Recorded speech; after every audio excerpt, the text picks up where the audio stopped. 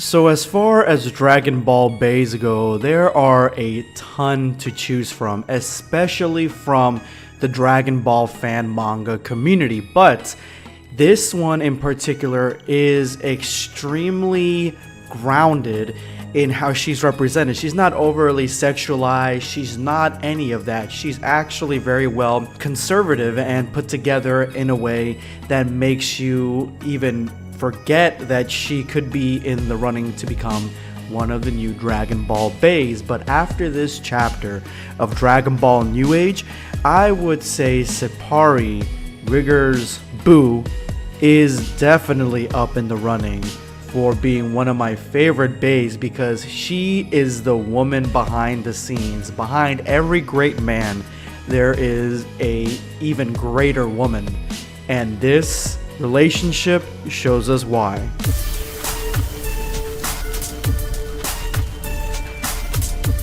Prepare yourself, Dan Saiyan. So we're picking up where we left off on the last chapter of Dragon Ball New Age. This is chapter 2. This is the brand new Dragon Ball New Age edition. This was created or recreated by Malik himself, because his last series of Dragon Ball New Age, the original, was taken down by forces beyond his control. You know, the copyright thing, Japanese copyright thing. So yeah, he had no other choice than to restart again, and I would say it's to Dragon Ball New Age's benefit, because not only is the artwork a lot sleeker and a lot better drawn, I think, in my opinion. It almost feels very similar to the Shintani style mixed in with old Yamamuro style. It's really well done, and I think it definitely benefits from this recreation. So the last we left off, we had Rigger and Sappari. We don't know their names yet, but I do. And they have just confronted Vegeta. Now, Vegeta has no idea who these guys are, and this is where we get our first big change to the Rigger story. Now, if they're gonna go back to the original interpretation of the storyline later on, if there's more added to it, which I think there might be, then that's later on. I'm not going to tell you guys what the old Dragon Ball New Age story for Rigger was, because I don't want to confuse you, but just know right now Rigger is going after Vegeta for revenge for being humiliated by Vegeta when they were on patrol when they were kids.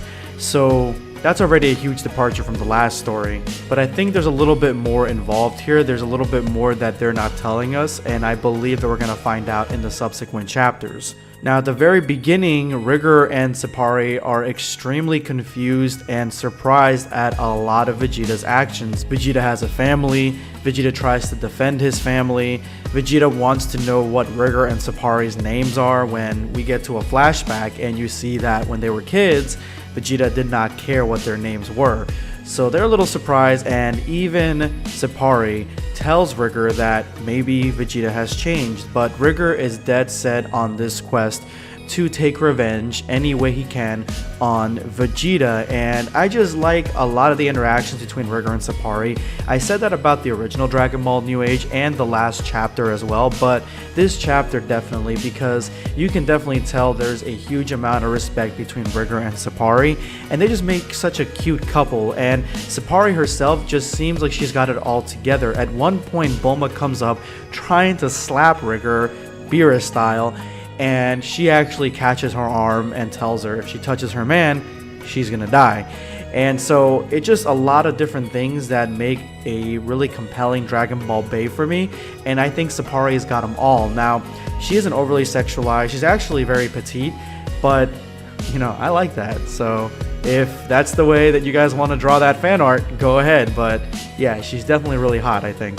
Vegeta lures Rigger away Goku style from main centers of people and his family to fight and deal with this in a barren landscape. And I always liked it when the villains kind of just go along with it. They're like, all right, no problem.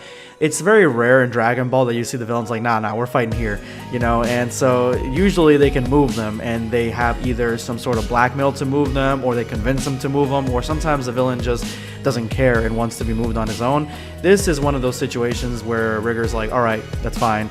And Vegeta warns Rigger, my power is extremely high. Like, you should be worried. And Rigger's like, nah, I'm not. You know, go ahead and show me everything you got. Don't hold back.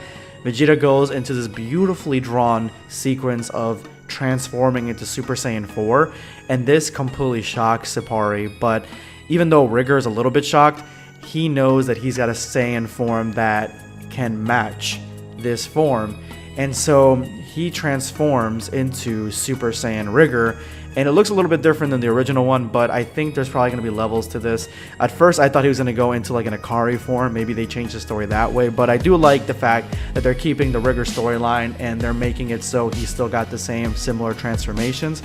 And Sappari, at one point, she's extremely worried because she thinks that he's going to go into this form and it's going to kill him. So I like the added aspect that if he goes into this form that we don't know, then there is a possibility that he will die, which is completely different than in the original, where he basically just curb stomps everybody in the same form he is until he transforms later on the line. So I like that he's transforming off the bat because it makes Super Saiyan 4 seem like an actual viable, strong form and not something that is just fodder.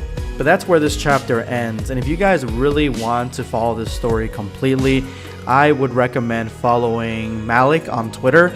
That's where he posts all the updates for his new Dragon Ball fan manga, and that's where I follow him as well. So go ahead and check him out there. Follow him.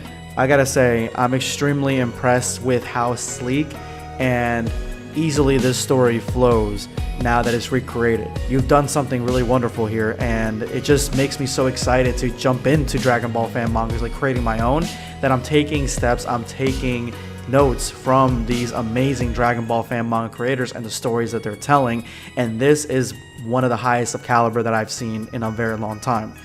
Anyway, guys, let me know in the comments below what you guys think. Do you guys think that Sappari is Bane material? Let me know in the comment section below. This is going to be Black Escape signing off. Take care, guys.